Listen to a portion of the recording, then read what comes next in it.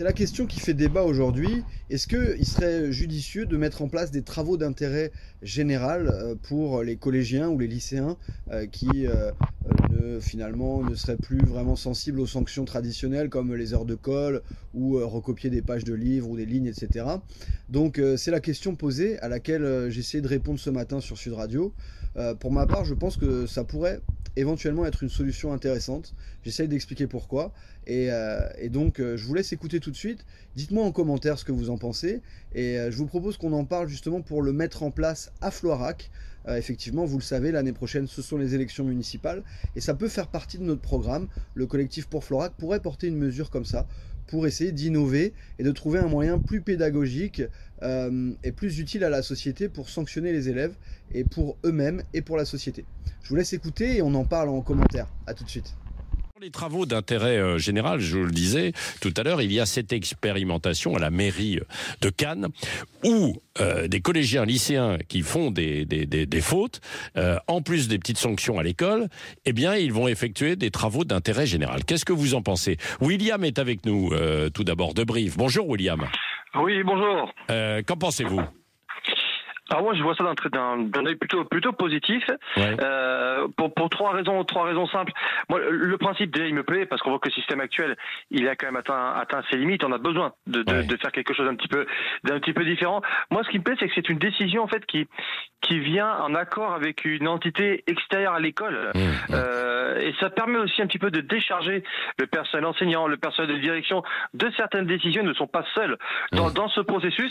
On peut aussi faire baisser un petit peu la haine que certains jeunes peuvent avoir envers l'école. Et c'est toujours bien, quand tu es dans une situation difficile, d'avoir une autre voix, d'avoir un discours un petit peu différent. Et ça peut permettre aussi je trouve, de matérialiser différents échelons de sanctions. Là, on bascule sur quelque chose hors de l'école. Ça devient un petit peu ça. Si les tribunaux ont un système tellement particulier, tellement spécifique, c'est qu'il y a une raison. On essaie aussi de marquer les gens. Donc je vois positif là-dessus.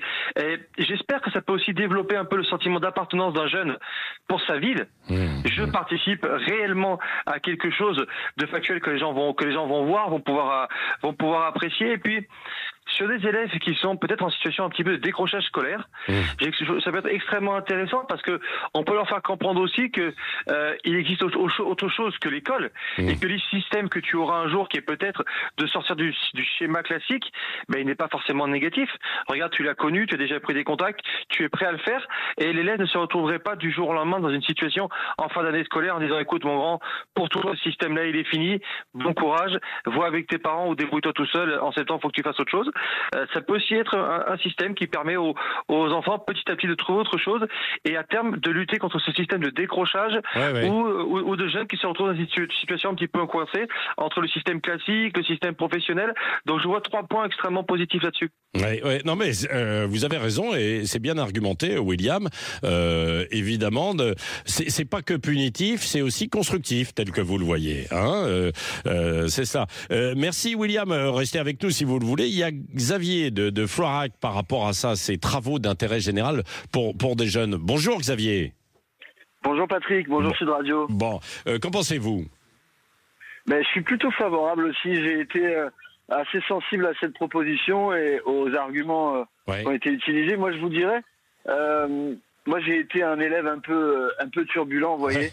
Et les heures de colle, les recopier 1000 lignes, toutes ces sanctions où on est assis derrière un bureau et finalement on sort pas de l'école, c'était un petit peu lourd et je trouve que pour aller dans le sens de cette mesure, ce serait une mesure qu'on pourrait prendre à Floirac par exemple. Les élections municipales arrivent l'année prochaine et c'est une mesure que moi j'aimerais inscrire dans notre programme pour le collectif pour Floirac parce que oui, je pense que ce serait une bonne chose, vous voyez, pour que les élèves, que la sanction soit vraiment utile, que les enfants, les adolescents, comme ça, ils pourraient découvrir aussi des métiers, les métiers de la vie publique, nettoyer les rues, par exemple, ça fait partie de la vie publique. Ils pourront se rendre utiles.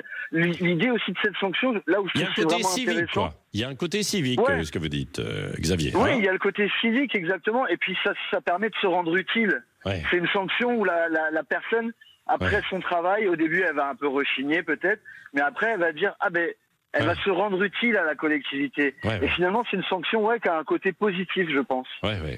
Non, mais c'est à expérimenter. On va suivre ce qui se fait du côté de Cannes, hein, bien sûr, pour voir les résultats que ça donne. Et c'est vrai que je le disais aussi, bien souvent, hein, Xavier, comme William, il y a des tiges également, des travaux d'intérêt général, à la place de sanctions aussi plus fortes comme la prison avec sursis. Le problème, c'est que c'était pas toujours très bien appliqué et c'est difficile d'appliquer ça. Il faut pouvoir le cadrer, mais ça pourrait être plus efficace. Hein. Je ne sais pas ce que vous en pensez, Xavier. Y compris pas que pour les collégiens et lycéens. Bien sûr, ça pourrait être plus efficace parce que quand on matérialise une sanction autrement que par rester derrière les bancs de l'école, je vous dis, à l'élève, souvent les élèves qui sont turbulents, moi c'était le cas, c'est que on a besoin d'être dans l'action, on a besoin d'agir, on est plein d'énergie. Et là, les sanctions en extérieur, ça permet aux gamins d'extérioriser leur énergie, de la transformer en quelque chose de plus positif finalement. Donc, franchement, et pourtant, c'est David Linard, le maire de Cannes. Oui, Linard, oui, absolument. Donc c'est un maire de droite. Moi, je suis plutôt de sensibilité plutôt de gauche. Et je trouve que c'est une mesure ici qui pourrait faire consensus entre les différents partis politiques. Je pense que là, on pourrait tomber d'accord.